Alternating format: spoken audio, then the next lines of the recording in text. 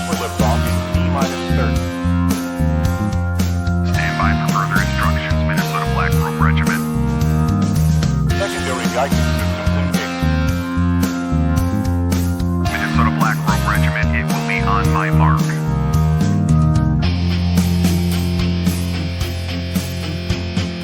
All systems are a go. All systems are a go.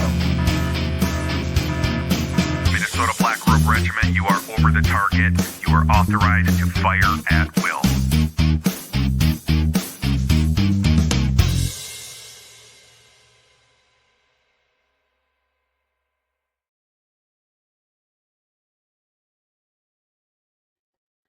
Hey, thanks for stopping by. If you don't know who I am by now, you probably just stumbled onto the channel, so you're about to find out who I am. I'm TC. This is Minnesota Black Robe Regiment, MBRR Media.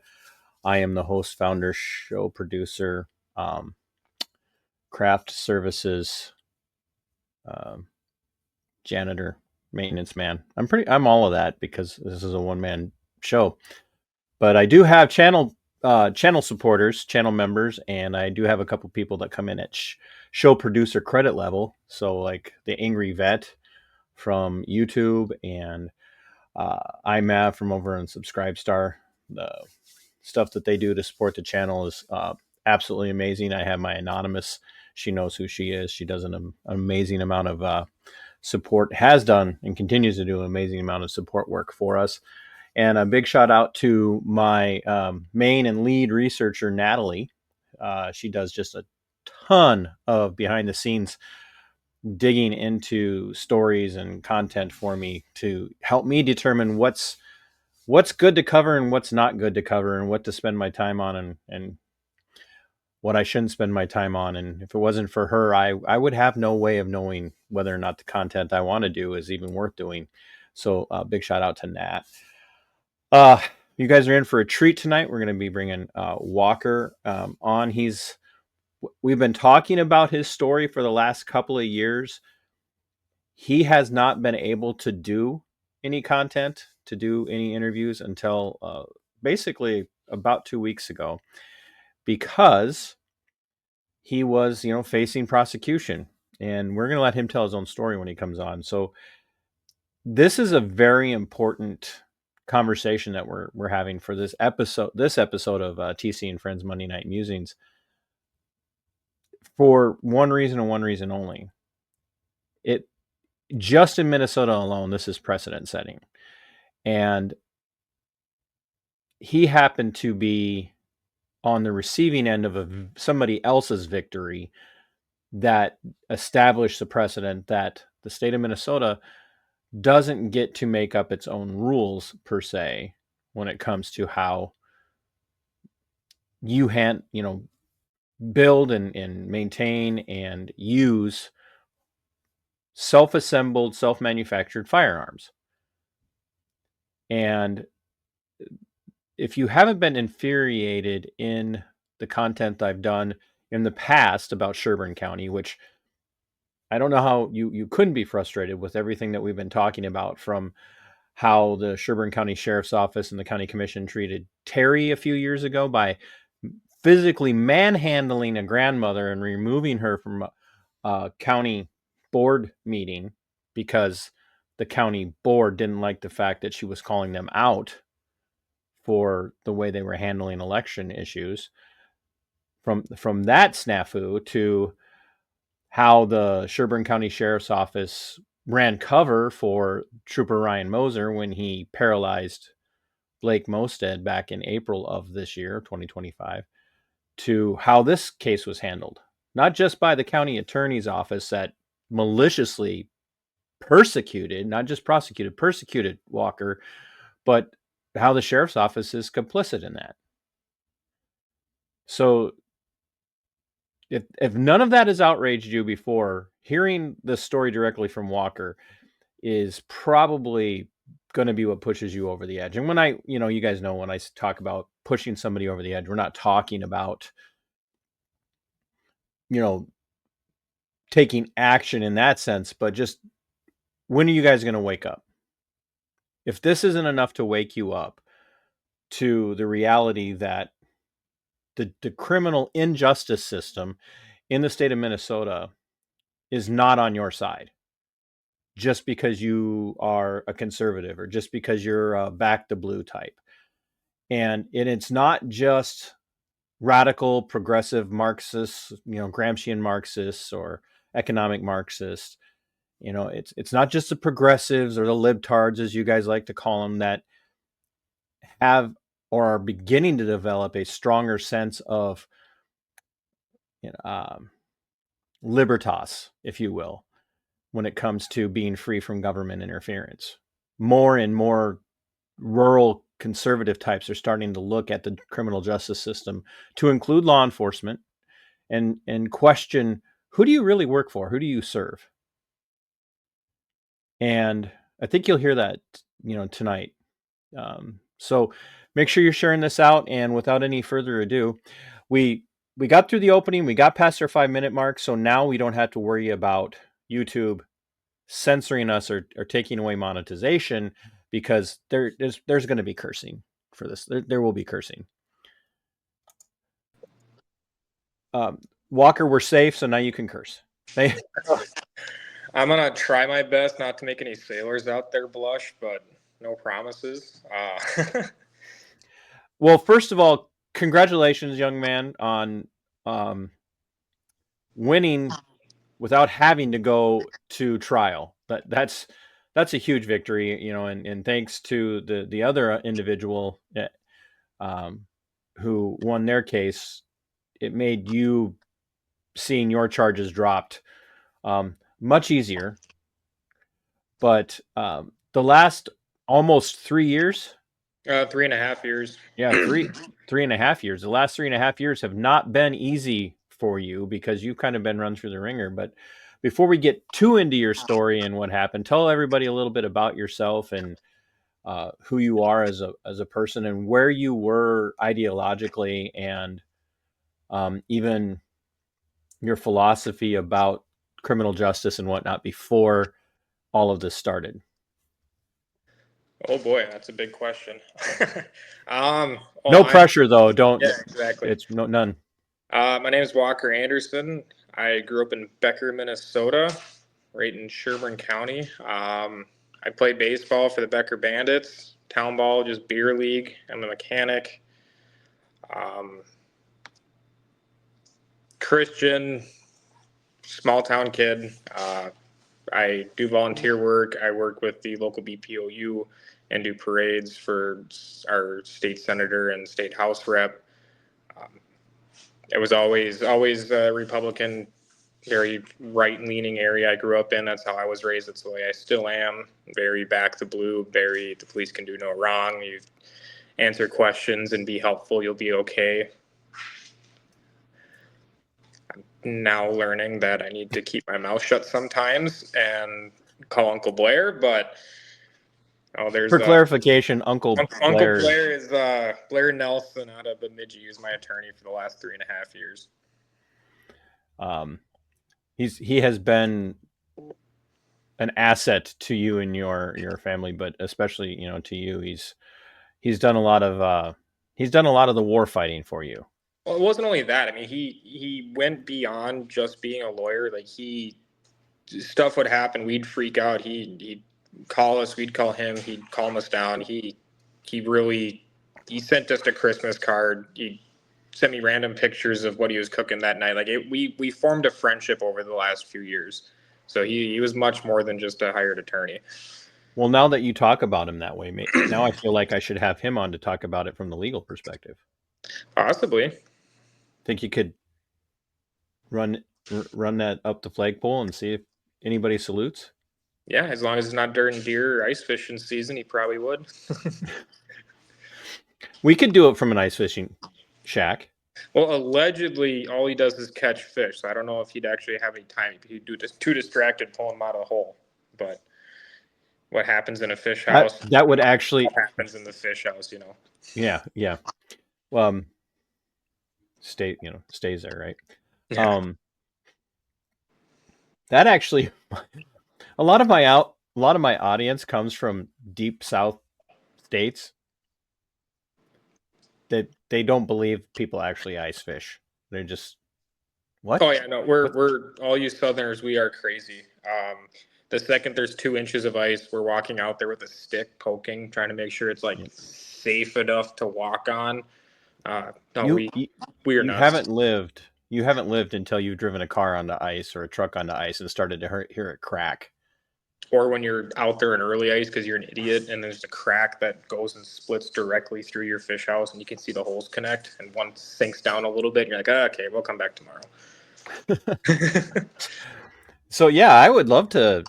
I'd love to get his perspective. I've had, well, you know who Tom Gallagher is. I'm sure you've seen his stuff Yep. around. I've had Tom on several times. I'd love to. I'd love to have Uncle Blair, as you say, on sometime to talk about this from the legal background and legal perspective. So that would be awesome. So my audience loves lawyers who help people fight against the system. So I can't believe I just said my audience loves lawyers. It means Well, we're there's gonna have lawyers to and there's prosecutors. That's two different sides of law.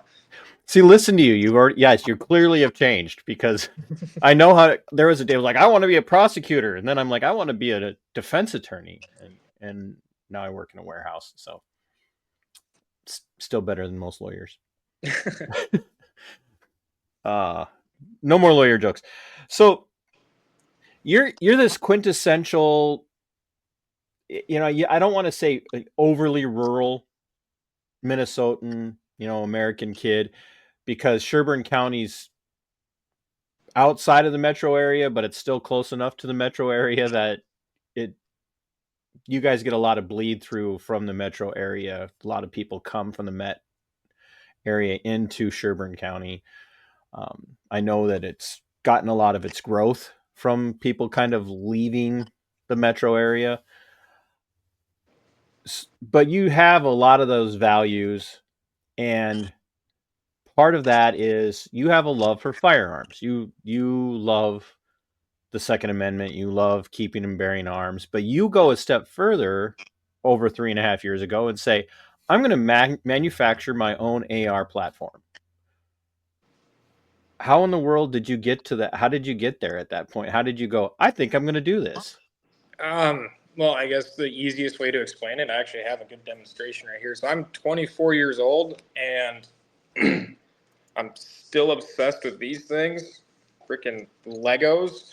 So that, and I started working on cars. I like to weld. I like playing with metal, and then I like shooting guns. I'm like, you know what? I could combine all of these hobbies I have into one. Like it was more of like a personal challenge. Like I wonder if I can make my own and see if it actually works, and it did. So, yeah, I was curious. I had a few other firearms, and all right, I want to try this. I made two of them. I made a 7.5-inch 5.56 AR pistol and a 20-inch 308 AR-10. And For the got them. audience who doesn't really know, because there are a lot of conservative and even libertarian types out there, or right-leaning libertarians, and even left-leaning libertarians who don't necessarily like guns, but they're not interested in taking them away from people. Explain very specifically, because when I had Sarah, your mom, on for the last episode of TC and Friends Monday Night Musings, she was like, I know I'm not talking about any of this right, and if Walker were here right now, he'd be telling me, Mom, you're getting it wrong. And I was when I was listening to it. So, so explain for the audience that doesn't know what makes an AR pistol and why that's significant. so under the National Firearms Act, the NFA, they laid out Boo. what made Boo. yeah, boo, boo, boo. Which, I mean, with that NRA lawsuit that's coming, may not have it anymore. But so in the NFA, they laid out the difference between a SBR and a rifle, being that it was a barrel length under 16 inches, and I think of overall length of 29 inches. I could be wrong on that, but the big thing is just the barrel length. So with AR pistols, what happened was they would have a shorter barrel than 16 inches, but they would have a brace. And the whole intent behind that brace was so you could strap it around your wrist or your forearm and you could shoot that pistol one-handed. They actually made those for wounded veterans so they could still target shoot. So This is a smaller, it looks like a regular AR-15, just a shorter barrel, and then it has a strap. It doesn't have a stock on it. So that's kind of the big piece of it. But yeah, no, you're not supposed to shoulder them. That's why you don't put stocks on. You put a stock on them, the ATF comes and kicks your door down, shoots your dog, and gives you felonies. So don't do that. I knew you weren't going to hold back, but I didn't realize you were going to not hold back this early in. So, he's not wrong, folks. The ATF, they are like the most anti-canine organization in the world. I don't know what it is about them. I don't know if they were all bit by chihuahuas when they were little. I think it must be like, do you think, Walker, you might be a prerequisite? Like if you're filling out your application for the ATF and they ask, have you ever been attacked, bitten, or mauled by a dog in your life? And do you now have negative feelings about dogs? It's got to be on the... It's either that or it's either are you a dog or a cat person? Oh, yeah. That's probably what it is. And then they only hire the cat people. Yeah. It's what, yeah, maybe it's both. Have you seen Kingsman? And they go through that whole spy training and they give them a puppy at the beginning of it. And at the end of it, they have to shoot the dog to prove their loyalty. They probably do something similar to that just to get them ready. Oh, you know what? That might actually be where the idea. Where they got the inspiration came from. They said, hey, this organization over in the United States, we're terrible. Yeah, no, that's awful. And if you are the ATF agent that is assigned to monitoring Walker, or the FBI agent that's assigned, or the BCA agent that's assigned to monitoring me and Walker, I hope you learn from this. Become a dog person. It's very important. So it will save your sanity. So for all intents and purposes, you made a homemade AR handgun. And then you also built a homemade rifle version. Was it a carbine type rifle or a full size? Yeah, what everybody pictures. Full carbine, yeah, full AR. It was a 20-inch 308 AR-10, and it was a full blown. I had a bipod, a forward grip optic, had a laser on it. I went full out on it. It's like a kid in the candy store when I was walking through the accessory aisle at Reynolds. Like, ooh, gimme. I need one of those. I need two of those. I need three of those, and all that ammunition. So I'm like, oh, it's me a bad day to be a paper target. or tannerite. Yeah. Or tannerite. Or pop tannerite.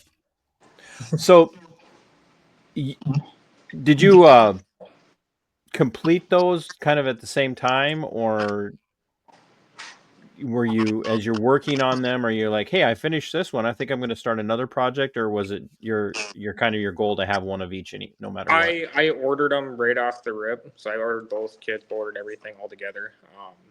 The thing, like, I was looking, I had my purchase permit. I could have gone and bought these same weapons, but I kind of just looked like, well, these AR-10s, they're not very common. You don't see them. They're hard to find. I'm like, okay, well, I'll try making this. You don't see them. I did it because I wanted it to be my own. It was more, I mean, yeah, I could go out, I could go buy any other rifle, and I could go to the gun range, and there could be 6 other dudes there showing off their same gun that I have, thinking it's cool. But it's like, you know what, this one's mine. I built it in my garage. So that's kind of what kind of led me to go with the 308. I wanted something different. And then with that pistol, I'm like, well, this is just something fun to pull out at the range. Nothing crazy. But. And you were in that span of years between being able to legally have a handgun while also having to wait for the permission to carry it, as because at the time, didn't Minnesota, Minnesota's now changed its law, so you can be 18 to have a permit to carry, but you still have to have a permit to carry. Where back when you did this, you had to wait until you were 21 to get the permit to carry. So, yeah. So for you, it was literally just an issue of taking it to go to a range. Yeah, no, my lawyers, it's a clean case, so there was no other crimes attached to it. And so a lot of times there's been a few other of these cases that have came through Minnesota, and a lot of them were like there'd be a DUI stop, and the the driver would notify the officer that they were carrying, and then that's when they would find out. So then like they nail them on possession of a firearm with the blood alcohol content, or they would get an accident, or there was always something else with it. Well, the case that was just decided by Minnesota Supreme Court centered around that, didn't it? Wasn't it a DUI stop? I believe I'm pretty sure that's what his was. I don't want to misspeak on it, but yeah, I think there was. Oh, I misspeak on things all the time. Yeah, there was another issue with that case, but that was the big one that they were trying to fight on. Yeah, so for you, it was literally just the one.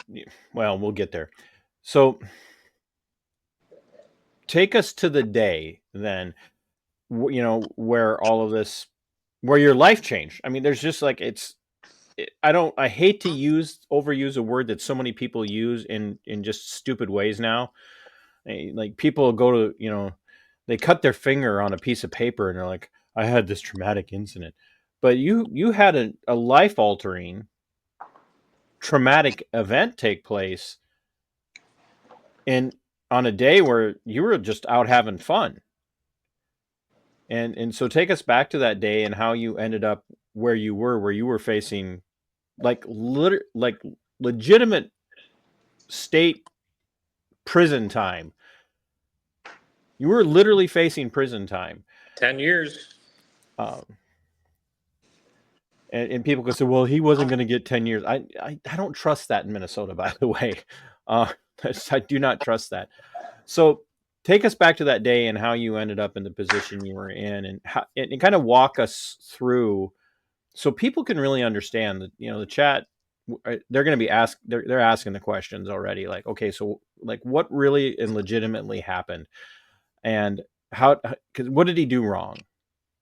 And you literally didn't. Like, we're there now where we could say you didn't do anything wrong. So walk us through how this all played out. So this was May 26th of 2022 when I was 20 years old, exactly 1 month before my birthday when I was turning 21. And it was the weekend. It was Thursday or Friday night, right before Memorial Weekend. So yeah, I'd completed these firearms. A close friend of mine, he was in the Minnesota Army Guard, and he was stationed up at Ripley for 6 weeks. He just got back, and I'm like, hey, check these things out. He's got a 200 or 300 acre farm up there in San Diego, Minnesota. So went up there. We decided, let's go run some rounds down range and see how it goes. So we're up there shooting, having a good time, and we decided, we're out of ammo and there's no more paper targets. So we pack up the guns, I load them up in my car, and as I'm pulling out of his driveway, a Sherburne County patrol vehicle pulls up and blocks me off at the end of the driveway. And I kind of just sat there for a minute. Okay, is there a kid missing? Is there a tweaker running around? Is there something going on? What's this guy doing? Because he kind of blocked me in the driveway. And then so much of what you just said says so much about your mindset at the time. Like, he's not here for me. Right, exactly. He's literally you're going straight to basically thinking, is there something we're going to be able to help him with? Yeah, that's what. And so then he after a couple minutes, I saw him throw his car in park, and he hops out of it and walks over to my car. And I'm like, okay, is he gonna ask if I saw anything or whatever? And rolled down my window, and he's like, hey, were you guys just shooting out here? And I'm like, I kind of looked at my back seat, my cased firearms. I'm like, I'm not gonna lie to the guy. I'm like, yeah, we were shooting. What's going on? And he's like, okay, there was a shooting complaint. I need to do an investigation. Someone says their house was struck by a bullet. I'm like, oh, okay. I go, that wasn't us. But yeah, so I go back up to the house. I get my buddy out of the house. The deputy talks to him for a minute, and then he has us take us back to where we were shooting. And so we walk back to the field, and he's got his his body cam on. He's taking pictures. He's talking to us, and he goes through, does his investigation. He saw where the targets were. We didn't pick up our brass, so he saw where we were shooting. He saw the direction we were shooting. And he goes, okay, I don't see any negligence here. He goes, you guys are being safe. I don't think you guys are being dumb. So then I just want two things if I can. So don't forget where you were headed with this. Your buddy, who was at the time, or maybe still is, was in the Minnesota Army National Guard. Yep. He built a range with a berm, basically, and backstops and all of that because he wanted it to be a safe place to shoot. The That was the 6 whole weeks. reason. Yep, the 6 weeks that he was up at Ripley before he came home and this all happened, he was in charge of range safety. So, yeah, we we were being safe. So then we walked back up to the house, and then the deputy and The other thing about this too, and just so people, because we're really going to start stitching here. My audience is screaming already. You don't talk. Okay, we get that, folks. We understand. You don't talk to cops, and you don't invite them onto your property. The issue here is Walker and his buddy didn't see any reason to be afraid to talk to him, even when the words "I'm doing an investigation" came out of his mouth. And you can all think you're perfect because you now know you don't talk to cops and you don't have to cooperate in the investigation. But that's not how most people were brought up. All of us, 98% of people who are in this place in their life now where they're like, I'm not going to invite you into my house, even if you're telling me you're there to investigate. I'm going to make you go get a warrant. Okay, you might be there now, but 98% of you, before you had a run in or before you had the eye-opening awakening of back to blue until it happens to you, would go, oh, hey, I've got nothing to hide. Come on in the house. Come walk onto the property. No big deal. Don't worry about a warrant. I got nothing to hide. Well, this is how it happens, is what you're about to hear from Walker is this is how this stuff happens. And they cooperated. I just understand. They cooperated and it didn't go well for Walker. So when you say, when all of you out there go, just cooperate, and if you didn't do anything wrong, you don't have anything to worry about. Voila. So you guys are now walking back from the range. He said you weren't being stupid. You did everything right.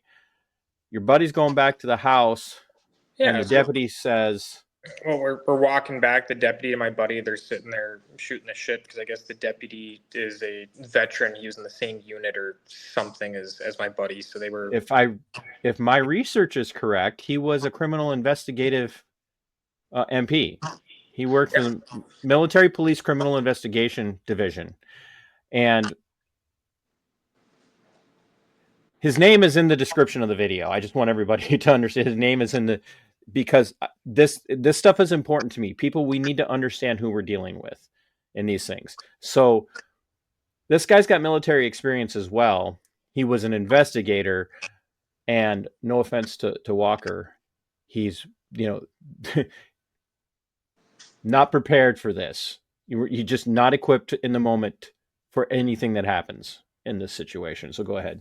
Yeah, so they're exchanging war stories. They're becoming buddies. Like, okay, yep, we're good. We're not thinking anything of it. So then we get back to the driveway. My buddy still had all of his firearms in the bed of his Ranger. So he's like, all right, I got to take a peek at these and call numbers and make sure they're not stolen and make sure they're not attached to crimes and this, that, the other thing. He's taking pictures, calling them into dispatch, and he's like, all right, where are your guns? I'm like, they're in my car. He walks over, opens the door, grabs the two guns out of the car, opens the cases, goes, starts taking pictures of them. He's like, are these registered to you? And I'm like, no, I built them. There's no registration. He got super confused about that. So he's like, what do you mean? I'm like, well, I built them. I didn't buy them. There's no registration. He's like, no serial numbers? I'm like, no, I built them. So, okay. He's like, I'm unfamiliar with how the laws on these work. He goes, I'm going to get a different deputy out here and I'm going to go talk to the homeowner that made the call. So we sit there for 10, 15, 20 minutes. Second squad car shows up.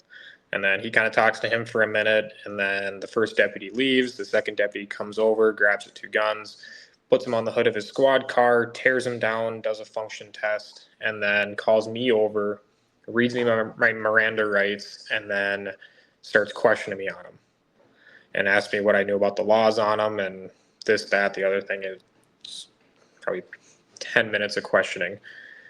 And then he goes, well, these are illegal and they're a felony. And then I just want people to also understand here, in this moment, you've gone from Nothing to hide to holy crap. I was like, whoa, whoa, whoa, whoa, whoa. No. I'm like, I'm thinking to myself, like, this guy, no, you don't know what you're talking about. In the What? moment that he Mirandized you, did it even sink in then when he Mirandized you that, oh, maybe I should shut up? And I'm not accusing, I'm saying, did it even, because I want people to understand, because everybody feels like, oh, when I'm Mirandized, I'd definitely shut up and say lawyer. I'm like, you have to, I bet it didn't even cross your mind, did it? No, it didn't. I mean, growing up in Becker, we'd have a Sherburne County deputy that was our liaison officer. I kind of became buddies with him. If I was skipping class or bored, I'd go sit in his office and follow him around, and we'd chase after middle schoolers that had vapes and stuff like that. There was one time I was sitting out in my truck and I seen him walk around the school chasing after some kid running. I gave him a ride around the school so he could. Yeah, we pull around the school. This kid's running. He's like, right here. Jumps out of my truck while we're still rolling. Tackles this kid because he brought a knife to school. Like him and I were buddies. And then also you pass the Sherburne County deputy when you're doing 10 miles an hour over. They just kind of do one of these things in their windshield. I had no bad experience or no distrust with the county at this point. So I was like, okay, I'll do what they ask. I go, that was the thought process at the time, is if you comply, you do what they say, you're okay. It just takes 3.5 years to become okay, I guess, sometimes. But that was. And you knew the law. Yeah.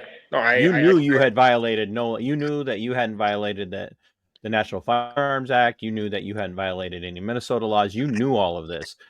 And I hate to say it, folks, Walker is a perfect example of someone who knows the law about the thing he's dealing with better than the person who's tasked with, charged with, swears an oath to enforce the law.